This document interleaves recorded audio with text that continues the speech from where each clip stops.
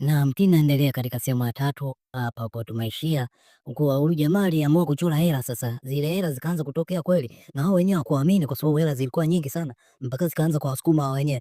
Sasa akatoka nje wakiwa wametajirika. Huyo mzee alikuwa anadai hapa karibia mji mzima. Sasa akaja akalipa deni la mji mzima. Baada hapo akatangaza, "Jamani, madeni yenu yote yamelipiwa na sisi ndio matajiri wapya huu mji na tumenunua mji kabisa." Huyo mzee ambaye alikuwa anamiliki huu mji tumeshamtoa. Baada hapo jamaa akapanda magari ya kifahari kabisa.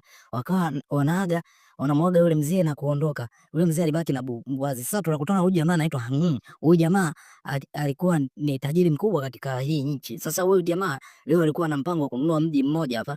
Sasa anaambia hivi, subiria kwanza. Kuna matajiri wenzako, kuna matajiri wakubwa kuliko.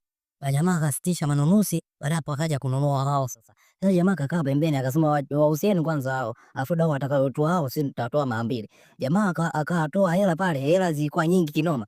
Wakahesabu mpaka unaambiwa mashine za kuhesabu hela ziliharibika. Ikatoa na moshi kabisa kwa sababu hela zilikuwa nyingi sana. Sasa jamaa alikuwa na mchumba wake, ambako mchumba wake alikuwa na matatizo ya macho, alikuwa haoni kabisa, alikuwa ni kipofu. Sasa akamleta hapa, kumbe jamaa aliandaa sherehe ya kwa ajili ya kumchumbia huyu mchumba wake ili aje kuwa mkewe.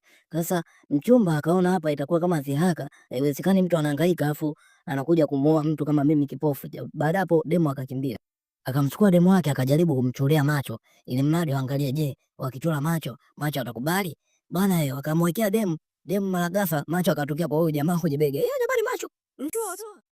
Sasa hapa wakafikiria namna gani wanafanya. Jamaa akaamua amchore sasa. Akamchora yule demu kama jinsi alivyo.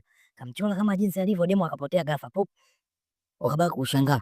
He, inakuwaje hapa? Demu amepotea. Wanaangalia ile picha inacheza bwana. Inacheza mara demu akatokea mbele. Alipotokea demu mbele anafungua macho hivi anaona. Sasa naam, tunaendelea pale pale tulipoishia ndipo tunapoanza. Naam, baada majamaa kuchora picha na binti kupotea kuyayuka na kutokea kwenye ile picha, na kweli bwana binti akawa anaona kweli. Jamaa mpaka aamini yani kilichotokea pale.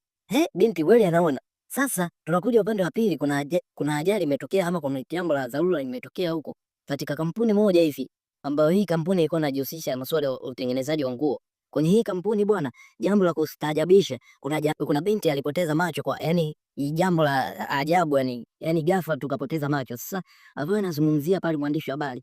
"Hai jamani, kama mnavyoona hapa kuna binti amepoteza macho ghafla tu, alikuwa anafanya kazi zake mara ghafla macho yameyayuka. Yayu, hebu tumsikilize ushuhuda." Yani tulikuwa tupo wote pale. Yeye alikuwa anatanga nguo. Mara ghafla nashangaa tu, macho yake yameyayuka.